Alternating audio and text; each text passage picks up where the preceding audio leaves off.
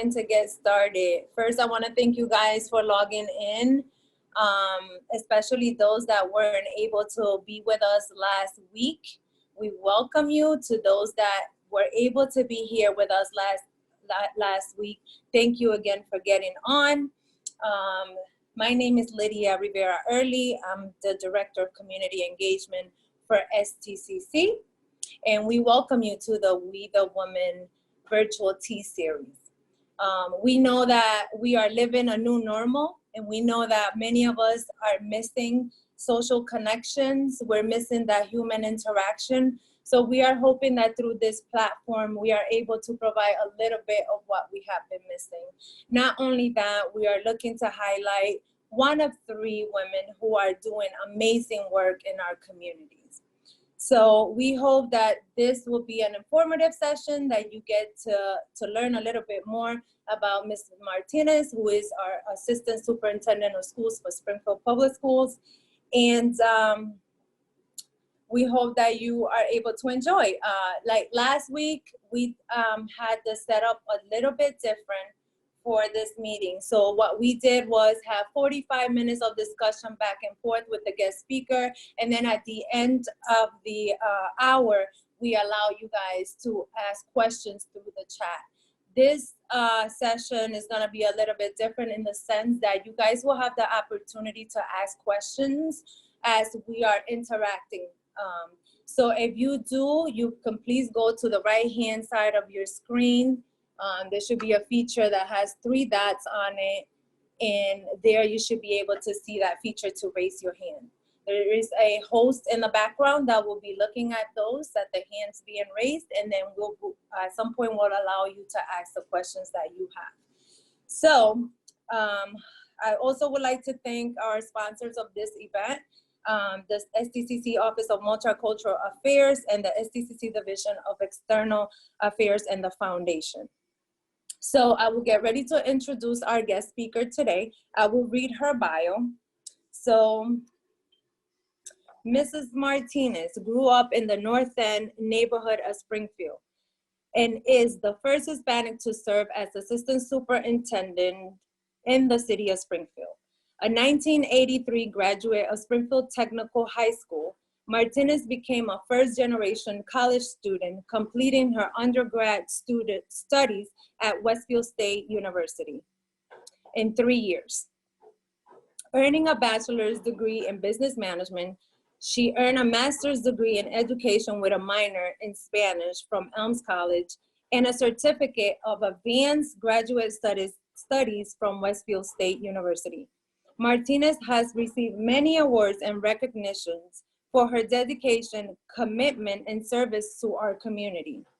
Now, without further ado, I would like to welcome our guest, Mrs. Martinez. There you are. Thank you. Really, we appreciate you taking the time from your busy schedule to join us today. Thank you for having me. I really appreciate this. Absolutely. So we're gonna get started. Okay, so the first question is, can you take us through your trajectory to your current job? Sure. So as you said, my first degree was actually in business. So I was actually in the travel industry for 10 years. When the travel industry started to change, when the internet came on board and everything else, I was looking for a new career. And so I decided that I was going to try substituting because it was always in me to teach. And my family always called me bossy and all this other good stuff. So I thought, hey, why not try it professionally? So I became a substitute teacher and immediately fell in love, not just with teaching, but with our children. And so from there, I became a teacher, again, loved it. And so I joined Project Lead, which was an opportunity through Springfield Public Schools that led me to get my credentials as an administrator. And thus I was promoted to be the assistant principal over at the High School of Science and Technology. And so from being the assistant principal at SciTech, I was promoted to become principal of Chestnut, a job that it's probably the best job I've ever had in my life, was being principal of Chestnut. Really enjoyed the kids, really enjoyed everything. But I knew I didn't know everything and I needed to grow a little bit more. So I took a job at central office with the intention of going back to the school. And yet here I am. So I became the senior administrator in charge of teaching and learning for the Springfield Public Schools, met some great, great people, became a chief schools officer, a job that I did for 3 years. And now I'm the proud assistant superintendent. Wow, that's amazing. And you touched on some things, but I want to just like for you to provide a little bit more detail. You have been in the system for a long time. Why Springfield? Why did you stay here? So I always start that answer with why not Springfield, right? It's a vibrant, beautiful city with so much to offer. But I think Springfield, because Springfield has given me so much, that Springfield is home to me. And so I really wanted to be a part of home.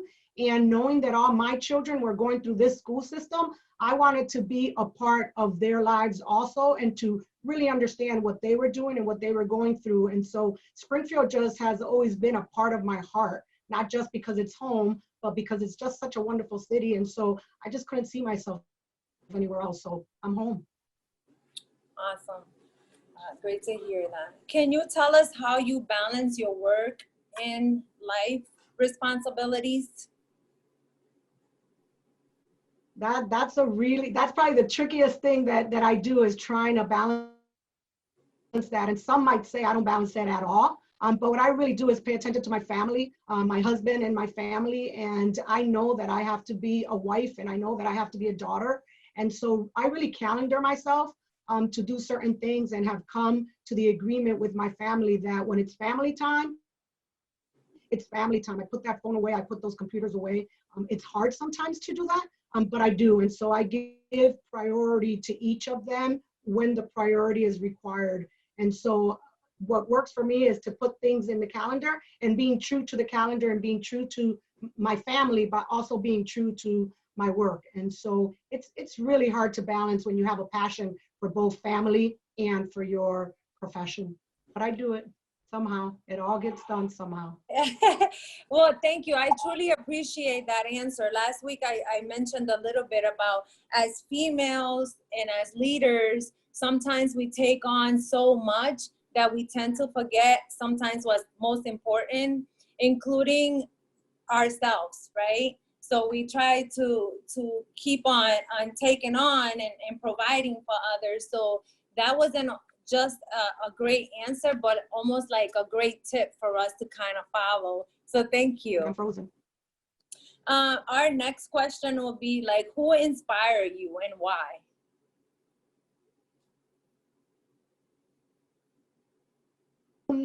My biggest inspiration is actually my mother.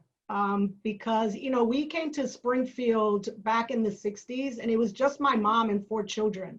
And somehow she made it. I mean, all of us have done great things. My brothers and my sisters, along with my nieces and my nephews and my entire family. And so my biggest inspiration has been my mother. And I have to be real, Lydia, I froze up, so I didn't hear the whole question. Can you repeat it, please? That last question was, who inspired you and why? So yeah, so my mother, and the reason that she inspired me was because she was a fighter. And so I tell this story often about how my mom used to make us go to bed early. She would give us, you know, our milk and cookies and put us to bed, and we weren't allowed to get up anymore. And one day I had to go to the bathroom, and I just didn't want to go into bed because that just wasn't culture. So I got up to go to the bathroom, and I see my mom washing our clothes with a washboard in the bathtub. And so I knew right then and there that, and every day we had clean clothes, I figured out how we were washing our clothes without a washing machine. And so that just inspired me. And I was literally in kindergarten. I remember the outfit, I remember everything. And so that was an inspiration to me, that we have to keep going, and that no matter what perils are put in your way, you have to overcome them and keep moving. And, you know, you always hear that every generation should be better than the next, so that our children are better than us, and so forth and so on. And so I just wanted to make sure that my mom always had what she always needed. And so she inspired me to just get up every day and just get into routines and get moving. So definitely. I've also been inspired by teachers. right? So Mrs. Millie Barron was an algebra teacher at Tech when I was there, who saw in me what I didn't even know I had, and really, really took me to being just a student that had just got to Tech to be the president of the student council for that school, and always was honest with me. And she told me the truth, whether it hurt or not. It was something that you needed to hear, she used to say to me. And so she inspired me also to live up to her expectations, because she had big ones for me. Thank you. So what does it mean to you to be the first in your role? You know, I don't think about it a lot, because for me, it's about the work and it's about the kids. And so being the first in my role, it's awesome, because I think I've paved the road for others, especially for young Latina girls, for girls of color, that we can be whatever we want to be, as long as we stay the course and that we continue to really pay attention to what we're doing and pay attention to others, and keep moving. So it's an honor and a privilege for me to be the first Latina assistant superintendent, but also to just be the assistant superintendent. Okay, so following up that question, what advice would you give the younger generation of future female leaders in our community? You can do it, girl. You can do it. Just get up every day, put on that beautiful pair of shoes and that outfit that makes you feel so special, and get out there and keep going. There's going to be a lot of obstacles in your way, but just overcome them and just keep moving. Do not stand still. And remember always that people don't make you feel, you allow them to have edge over your feelings. And so wipe yourself up, because yesterday will be gone and tomorrow's not here yet. So go conquer it. Do not give up, no matter what happens.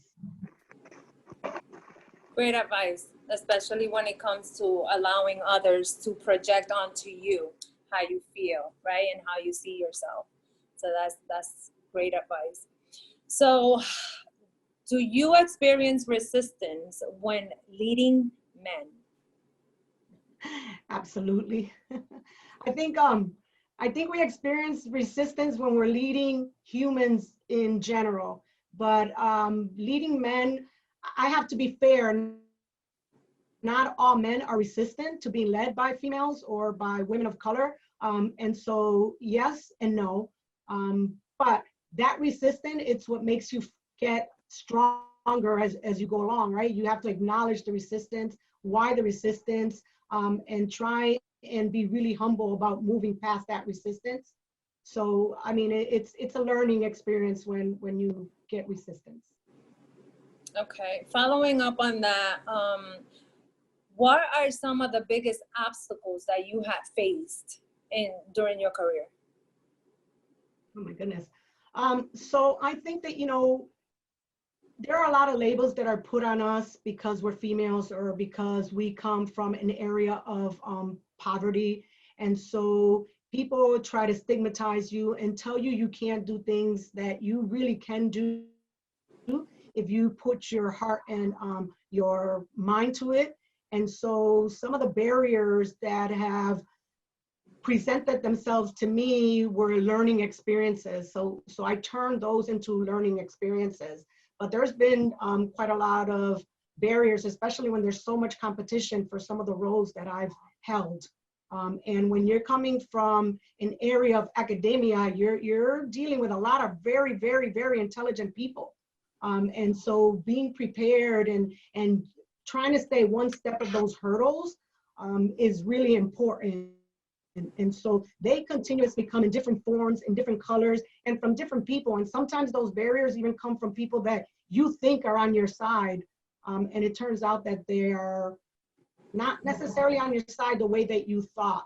And so, yeah, there definitely are barriers, but turn those barriers into learning experiences and dust yourself off and move on, is what I always say to them.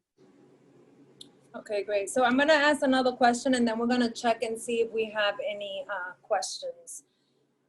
What do you think is the most significant barrier to female leadership? The most significant barrier is balancing being a female and being a leader or being in a profession, because there's so much more that's expected of you as a female. If you're a mother, if you're a homemaker, you still got to clean the house, you got to cook that dinner.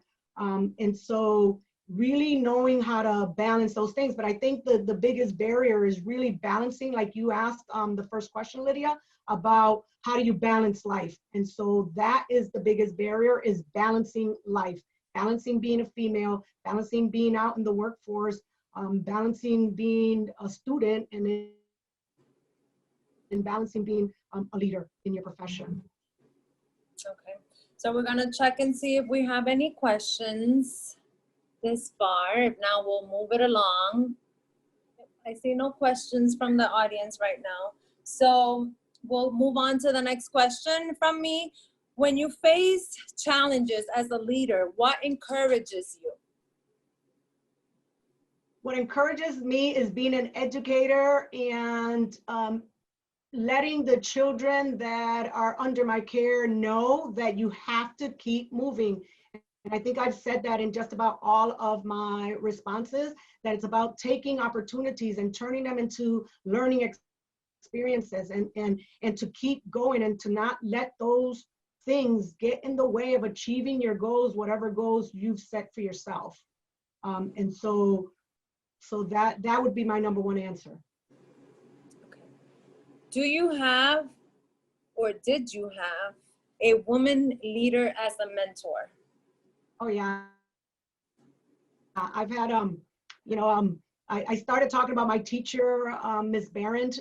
She was my very first mentor, and then I clung myself onto some myself, and kind of asked them to be my mentors. You know, Dr. Leary from Bay Path University is one that I always look up to and really consult with her on things that I need. But then there are other ladies who I consider friends, but they've also been mentors, whether they realize it or not. And some are even younger than I am.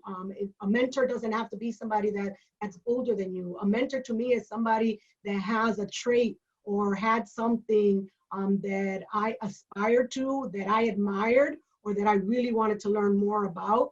And so, yes, I've been fortunate to have some great female mentors in my life.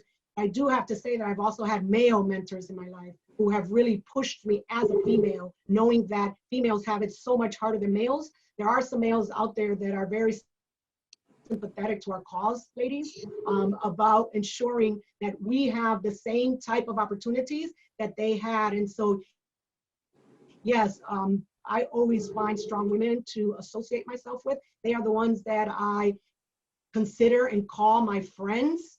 And so they come from different walks of life.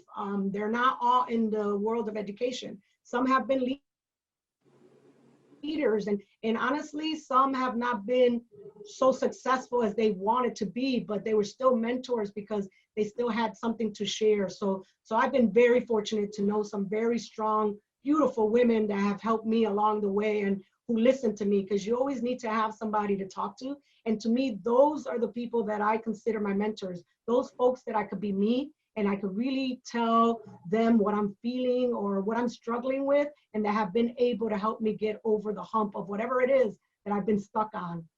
And so I definitely have had some strong female mentors and friends. Yeah, I just want to highlight too what you mentioned, that you have latched on to people as well, which is important. Since we have students in the audience, I just want to mention to them that it's okay that if you see someone you're feeling a connection with, that you feel that's going to bring some attributes to you, that you make that connection. Okay, it's not always someone coming to you because they see something in you. So I believe we have a question from the audience. Let me check this out. Okay, so we have a question in the audience, and it says, can she talk about competition amongst women, and how can we help them become a collaborator versus a competitor? Wow, that's a really good question, because that is something that we kind of face all the time. There's always somebody trying to compete.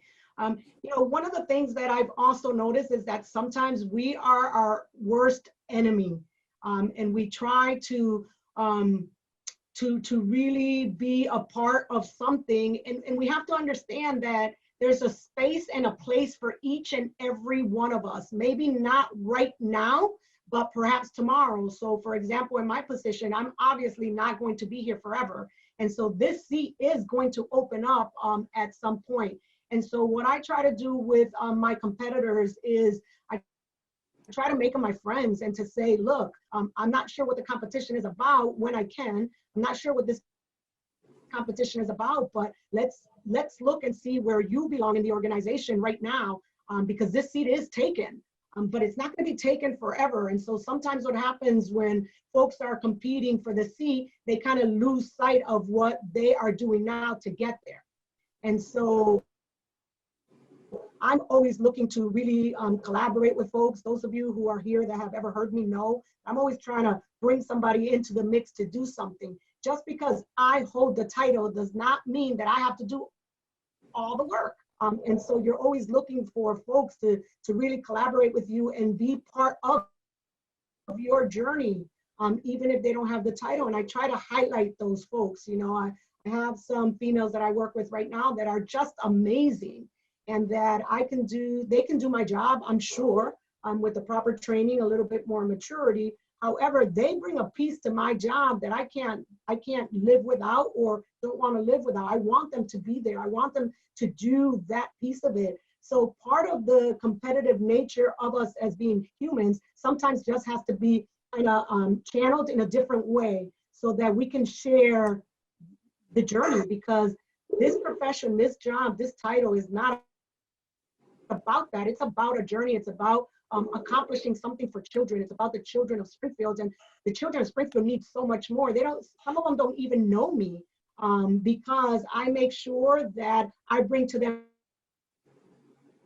what they need in the moment. And it's not about me. It's not about me at all. It never has been, and it never will be. It's about the children receiving what they need, and for our young girls to get what they need so that they understand the journey. Also, this competition and this fighting amongst us is not healthy for anybody. And it only deteriorates the work, and it only distracts the work. And so I always try to say, hey, come into my world and be a part of the journey. Sometimes I follow others. Sometimes they tell me, hey, Lydia, how about this? And I'm like, I think it's a brilliant idea, and teach me it, and I'll go with it and then give you credit for it. It's just all about the learning. And so for me, about the competition, about the collaboration, it's about getting the work done together, and it's about being on a journey together for one purpose. And in this case, the purpose is about ensuring that every one of the children that matriculates in the Springfield Public Schools has an amazing opportunity to succeed when they leave us. And we own them because they are ours. Thank you for that. We have another question from the audience. Or actually it's more of a question and a comment. So Norma says we need to learn to celebrate each other. Another question, Madeline, do you think is due to having lack of knowledge or facing fear? This goes back to the original question about collaboration versus competition. Could you hear me? The question itself again then, Lydia? So the follow-up to that, let's see. Do you think it's due to having lack of knowledge or facing fear? I think it's a combination of both in some cases. I think that the fear comes in from the fear of not knowing what the person is doing or trying to achieve, or the fear of not knowing how to get there, and just trying to stomp others to get to the top or to get to that position that you kind of want. But to me, it's really about a journey. And so, you know, I appreciate Norma's comment about celebrating each other, because that's what we should be doing, right? If you look at the world, and I'm sure everybody here is super intelligent and knows the research that's out there, that women don't always have the same opportunities as men. And sometimes when we do get that opportunity as men, we don't get compensated in the same way, whether it's wages, whether it's benefits, whether it's everything else. So instead of trying to shoot each other down, what we should do is pick each other up so that we pave the way for the next one, so that the next female who sits in that seat or any seat does not have to fight the same fight that we've been fighting for years and years and years. And so I think it's a little bit of both, but I think it's more about not knowing how to really take that fear and turn it into action. And so it's taking things and making them actionable in a positive way. And sometimes we have to put our emotions to the side in order to accomplish those goals. And that's scary for some folks. Yeah. I also believe society has a lot to do with it. You know, society kind of tells us that there's not much room for us, right? So once there's a female in the room holding a position of leadership, we kind of feel like, oh, you know, like there's no room for me. So again, collaborating, bringing each other together is completely important. So I do appreciate the question and the follow-up and your advice, Lydia. So we'll move on to our next question, which is, what are 2 things you would like people to know about you? 2 things. So one thing is that I'm not here for me. I'm here for our community. I truly am someone who likes to help. Sometimes I put myself out there too much to help.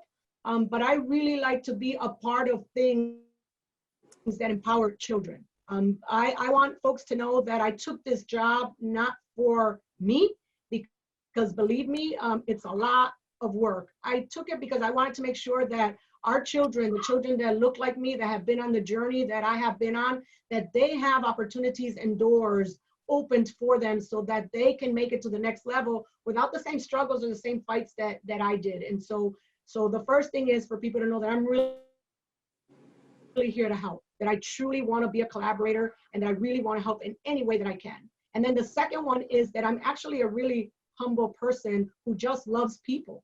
I love all types of people because it's what makes the world beautiful. Our different personalities and our different ways of being. And so I want folks to understand that I'm genuinely here to educate our children. Otherwise, I wouldn't be here.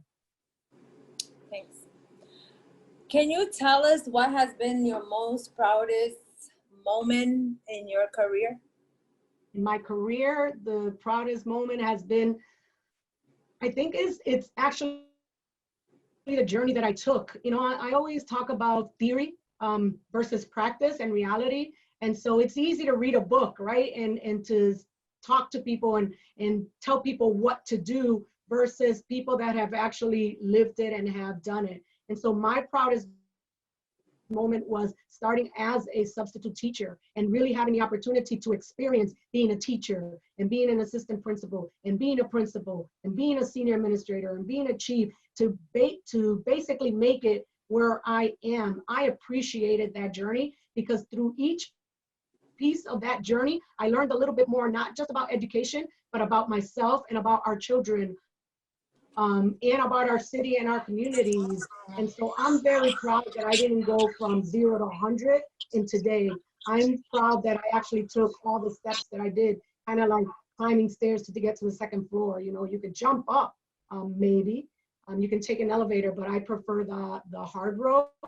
And so to be a practitioner and not just somebody that can talk about theory, I can talk about the things that our children are being through. And I really also appreciate that I was actually a student in Springfield Public Schools, because I know where I was as a student. And yes, for the children that are out there, for our students that are out there that are young, I'm older, but you don't forget what you learned as a kid. It's like Benjamin Button, right? I'm almost ready to go backwards, and I want to have fun again and kind of do some of those things that we did as a kid, because you only can be a child really for 12 to 15 years, depending on your family. Then you become a young adult, and then you become an adult for a really long time. And so I'm proud is that I got to experience everything that I have experienced. And then I'm very, very, very proud to be a member of the family that I am. My family means the world to me. And to me, there is no better woman on this earth than my mother. So having learned from her, I'm very proud of that also. Great. So when you are no longer the assistant superintendent of school, Springfield Public School. What do you want to be remembered by? I want to be remembered as someone who truly treasured children and that really wanted to make opportunities for children to strive and achieve. I've said it before, I've said it in a couple of different venues, that I actually take our children's education to heart. And I truly believe that the kids that succeed because we did our job. And I feel horrible every time I look at the news and I see a child that didn't succeed. It breaks my heart because I truly feel that I failed them, because our job is to make sure that they can all make it to the end and be able to succeed. And though we're not everything to everybody, we can't be, we are educators. And our children should be able to graduate with an idea of where they're going to go to next, not just graduate and wake up and say, uh-oh, I have nowhere to go. It's September 1st of the following year, and I have nowhere to go. I feel that we failed the children that happens to. And so I want to be remembered as someone who did her job for children, to really pave the way for children. And then I don't want to forget our teachers. I also want to be remembered for someone who was pro-teacher, who really tried to give the tools to our educators to be able to achieve what I just talked about, to make sure that all our kids have what they need. And so I want to be remembered as just somebody that did good by children. Amazing. Thank you. So we have two comments from the audience. One is from Olga, who says, Ms. Martinez was my assistant principal when I was a student at SciTech. Now as a teacher, it makes me very excited to see how we as Latina can continue to grow. Another comment, first and foremost, I would like to thank you for coming and sharing and providing this uplifting voice and sharing such a positive information with us as women.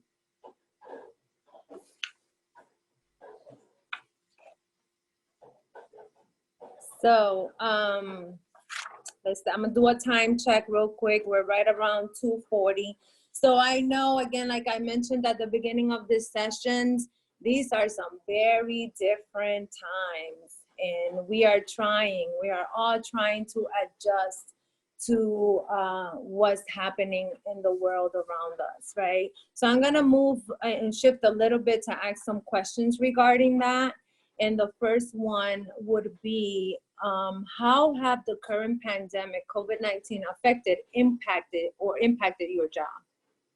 Oh my goodness, it's like a whole new job, having to do things remotely. So immediately we had to like step into action to ensure that our children continued learning, right? Because we have some of the most vulnerable populations here in the city of Springfield. And so we wanted to make sure that our children didn't miss a step in their learnings, because again, it's about them. And so it's been we've had to learn so much more ourselves.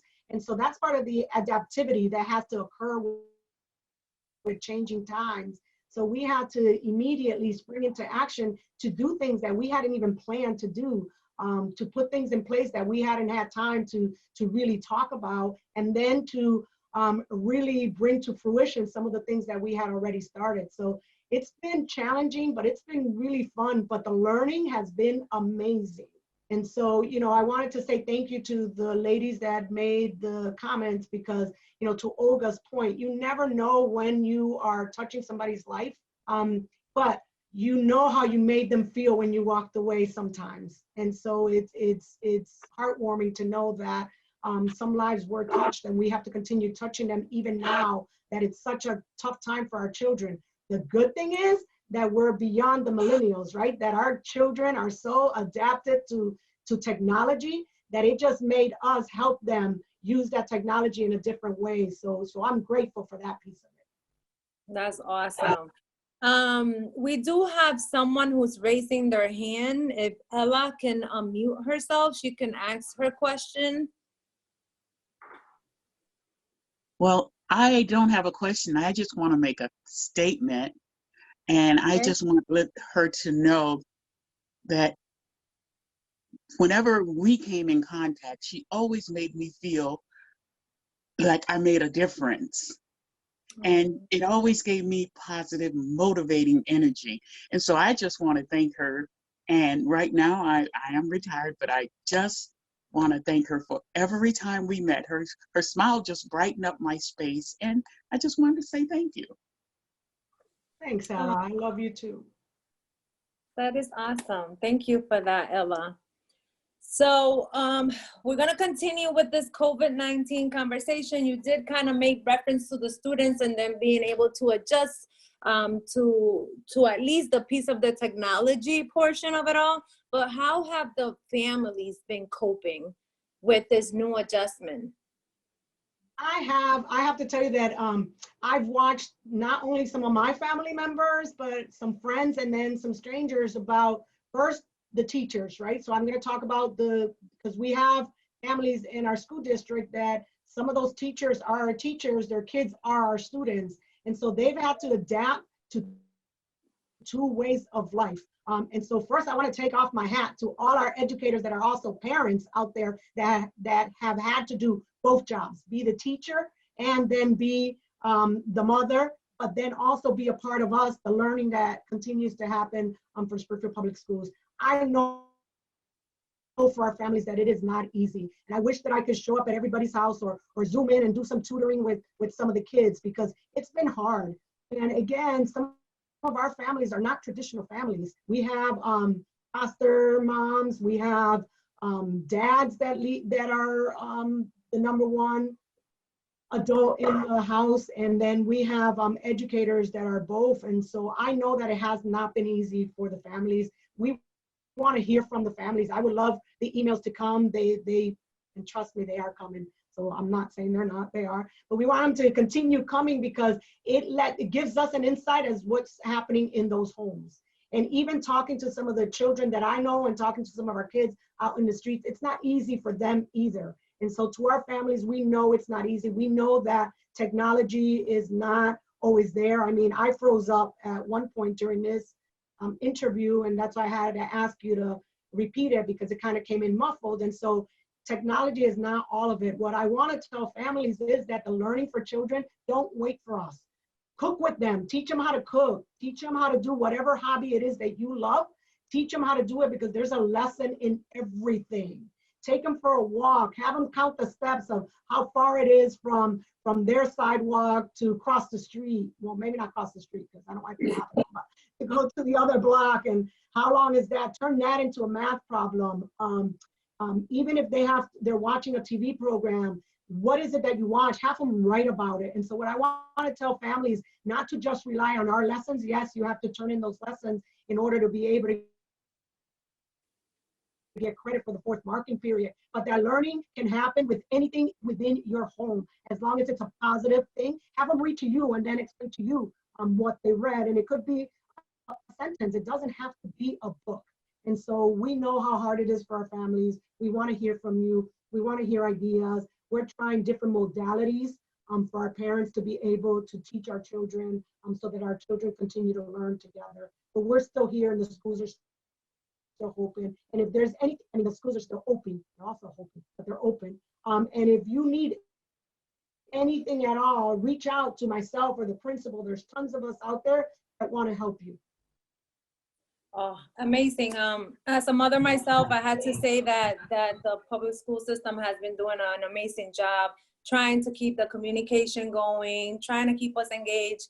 My son's school has been so amazing with all the creativity that they're coming up with their classrooms and stuff. So it's been difficult, but it's also has been a positive experience in some sort of way because the learning has continued.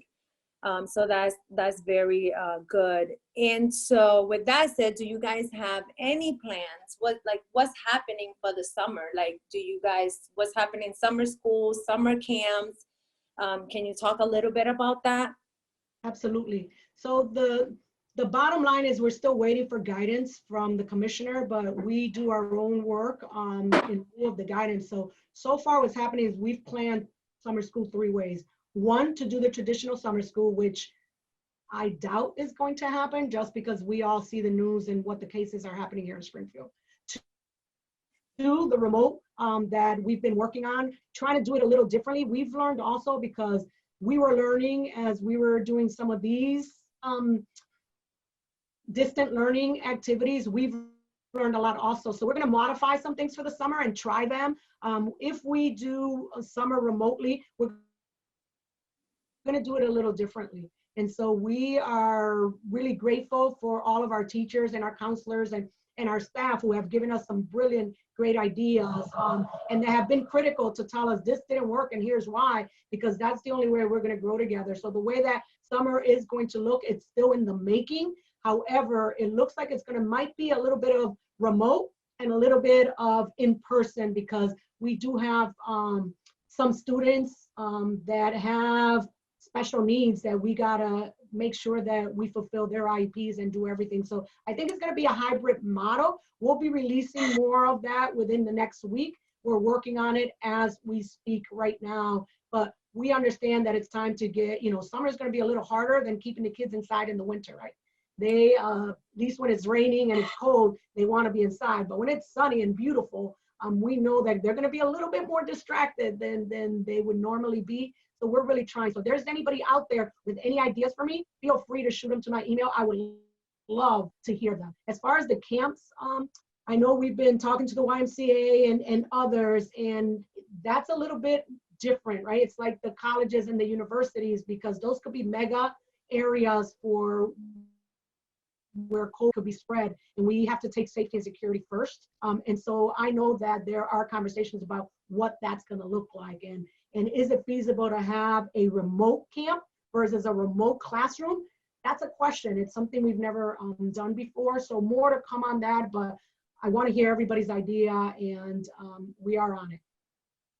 Thank you. And this will be the last question coming from this way. Then we're going to allow people to just raise their hands and take any questions that anybody might have. What is the district doing to handle the 2020 graduating class? First of all, seniors, I love you. I'm so sorry this is happening to you. We know how hard this is. Can you imagine this is your first rite of passage, and you're entering the 22nd century, because forget the 21st, right? We're beyond the 21st at this point. And so welcome to the 22nd century, whatever that's going to be. But what we're going to do right now is we're going to do a virtual graduation for our children. We don't want them to leave without acknowledging how special they are, and that this is their first rite of passage, and we want to make it special. So right now it's going to be virtual. We're still going to hold our graduations the same calendar way that we had them calendared. So for those of you who don't know, we have 8 graduations. We go Monday through Thursday, and then Monday through Thursday. Each school has their evening. And so those schools are still going to have their evening, but it looks like so far that instead of them walking across the stage to get their diploma, they're going to be featured on TV with just their face, and somebody's going to be calling out their name like we normally do. So we're in the process of finalizing those plans, but we are going to do something for them in the now. And then depending on what happens for the summer and beyond, we'll be doing other things as we move forward once all this stuff has been lifted, and we know when we can bring people together again. As you know, we have a lot of kids. We have 26,000 kids. We have a lot of kids that are going to be graduating. And so we were thinking about a virtual, bringing them in their cars, but some schools like Central and Putnam have an excess of 400 children that they're going to be graduating in one night. So it's a lot of children that we're blessed to call, that we're going to be calling graduates pretty soon. And so right now it's going to be virtual. So we know how hard it is on the kids. I've talked to a couple myself that have kind of cried, and I apologize to them because I understand, but their safety and security is way more important. We'll do something to make them special. Please look out. We have, we're starting a campaign by putting signs on lawns and acknowledging our kids. Yesterday, I was driving home from the office, and I saw one of the houses that said, we have a 2020 graduate, and I'm like, I wish that everybody did that. So if any of the public is listening to me, and if I had my way, I'd tell every single family, put a balloon, put a sign, put something. Let's bring Springfield to life with all our graduate homes so that everybody sees where our kids are. And it's something that I'm actually pitching to our news folks out there, everybody, CBA, if we can get something on every house to identify a graduate lives there, imagine how beautiful those 2 weeks could be in the city of Springfield. Absolutely. So more to come. Thank you on for that. all that energy that you're putting into that work. I know that has to be exhausting. So I'm going to go to the chat and see what we have here. Okay, so how do you keep yourself motivated to go on despite conflicts and obstacles? It's my passion. I've never been a quitter. And I think that sometimes the harder I get hit, for lack of better terminology, the harder I work. And so it's my passion. And I think when you have a passion in your heart, whether it's like playing the guitar or you just want to do it all the time, it's not work, it's not burdensome, it's actually part of your psyche. And so for me, I love my job, I love my team, I love my city. I'm just a happy girl. And so I just want to do right by children. Okay. So it's worth it. Let me see what else we have here. Okay, we have a comment. As a Westfield State urban education alum, also a Springfield native, you have paved the way for many Latinas to find their individual success. I thank you. And this comes from Maria. Thank you, Maria. Let's see if we have any raised hands now.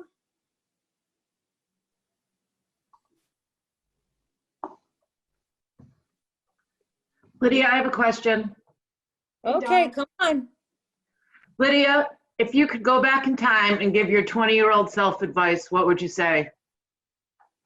Keep my head up and have a little bit more confidence in my earlier days than I do now in my older days, because I truly believe I lacked that when I was younger.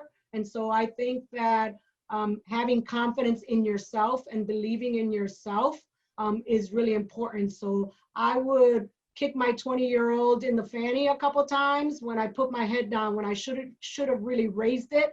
And instead of shutting my mouth, I should have opened it. And so being confident, I think I lacked that in my younger years. And I also want to thank you for being an amazing leader.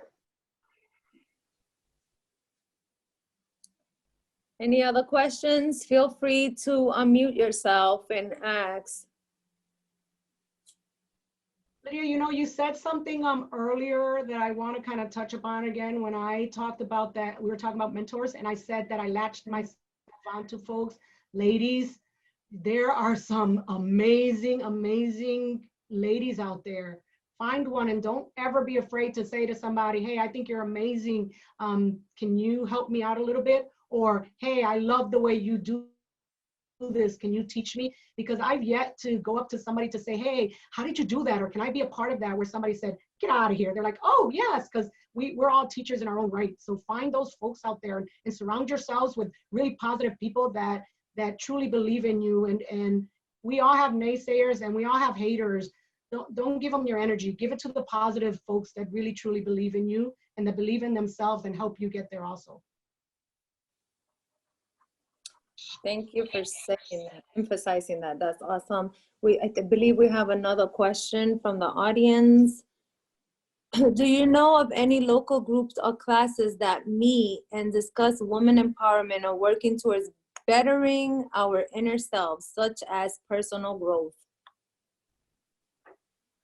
Honestly, I don't, but I would love to be a part of it too. If anybody out there knows of any, I mean, I have my own group of folks and ladies. I mean, you know, we exercise, some of us get together and we exercise and we've become a really good family. You know, there are book clubs and other things, but to be really honest with you, that's something that I would love to see come to fruition. I know there are different groups that have different things in common and you know, for example, Latinas in education, we all come together about educating and stuff. But one of the things that I would love to see in Springfield, and we have different groups that call like Women United and the Coalition of Colored Women, and so there are groups out there that are trying to form. But I think females, we really need to just, somebody said it in the beginning, we really need to celebrate together and ourselves and come together with one common goal, and that is to make sure that we all succeed. So I wish I had more on that, but I am a part of a bunch of different groups, whether it's boards or stuff that fulfill that also. So get yourselves involved in boards and in other ways, because you're going to learn a lot from folks, and you're going to meet folks that you ordinarily wouldn't meet, but that they are so empowering. And you, it's at first when I was becoming a member of a board, people would say it's a lot of work and it's your own time because you don't get paid to do that. But it's not about the pay, it's about meeting folks and learning from them and being empowered by them. So. Hey, Lydia, it's Maddie. I have a comment. Absolutely. All right. So first of all, sis, Lydia, you know, you and I first started, it was a white canvas. I come from the corporate world. You come from the education world. Half the times people think that I'm Lydia and that you're Maddie. But I want to touch upon the competition and appreciate that, you know, circle yourself around women that can just continue to help you grow as an individual without taking that for granted. And as you receive help, you know, pave that forward and pay it forward where others, and, you know, don't be afraid to give unsolicited advice. If you're ever in a meeting and something is going on, you know, in order for you to continue to grow yourself, don't be afraid to come out of that box and say, hey, great presentation. However, this is what I saw or what I would change. So Lydia, appreciate the friendship. And for everyone here, there's 51, 52 women here. Here's your network, right? We all have something in common. We wanted to hear about the Latina that's leading the education in our community. This is our home. So there's a list and women, what I would recommend is, what is it that you want to change about yourself, and then find that mentor that Lydia was alluding to earlier. But I think you got to do a self-check. What is it that I want to grow in? Where do I want to grow? What do I need to add? Thanks again. Thank you. Thanks, Maddie. And Maddie makes a good point, right? Sometimes it's about soul searching yourself. And so, but you know, and to Maddie's point, yes, but you also have to know how to give that critique, right? Because you also don't want to come across as being a know-it-all, or you offend folks. So really find yourself in how you're doing that. So thank you, Maddie. Maddie, you're an amazing female yourself, and so Maddie's one that I do surround myself with, and we push each other a lot, and so I appreciate her comments. In more ways than one. All right, and we have another comment from the audience, and it's from Joyce. Your educational leadership and commitment to the children and families is so appreciated, Lydia. Thank you for modeling excellence and collaboration, especially for women. Thank you. I can't do this alone. Remember that, ladies. We gotta lock hands. You know, we gotta lock arms, and let's go about it as 3,000. We shouldn't let anybody penetrate our dreams and our abilities. Okay, now we have another comment, and we're getting very close to our 3 o'clock timeline here. So if you guys do have a last question or so, please feel free to either ask it yourself or type it up on the chat really quickly. So this comment says, I just wanted to say, as a student in the Springfield Public Schools, I thank you for your efforts to keep our education going during this time. It's all about you. It's all about you, students.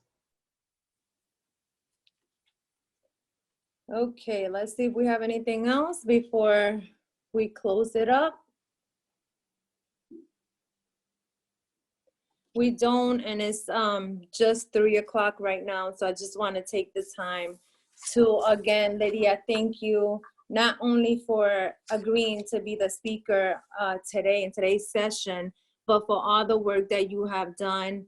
I've witnessed some of the very tired projects that you have led and that have brought other people along the way with you to be a part of. And so your work does not go unnoticed. And we hope that you continue to build this system for younger generation to be stronger leaders moving up. Hey, Lydia, before we all leave, can everybody unmute and give a round of applause and let's make some noise? Come on, let's make some noise. Unmute. This is Everybody, you guys are just an amazing, phenomenal amount of women, and I am me because of you, so thank you. Oh, Lydia. Thank you. All right. So, again, Love you, Olivia. Love you. This is Tracy. Thank you. That is amazing. Thank you. Thank you, We ladies. definitely Love you all. appreciate that. So for everybody, I just want to remind you that we do have another session coming up. That session is going to be next week on Tuesday. And we will have Carla Medina, who is also another amazing leader in our community. She brings so much knowledge to the table. Her vibe is amazing. So if you guys want to hear a little bit about her journey to becoming an entrepreneur, being a fitness guru, and really putting faith over fear in anything that she does, please log in with us on Tuesday, May 12th at the same time, 2 o'clock. Thank you guys and be blessed. Thank you, Lydia. Thank you. Bye, Lydia. Thank you, Lydia. Great Thank job. you. Excellent. Bye, Norma. Thank you.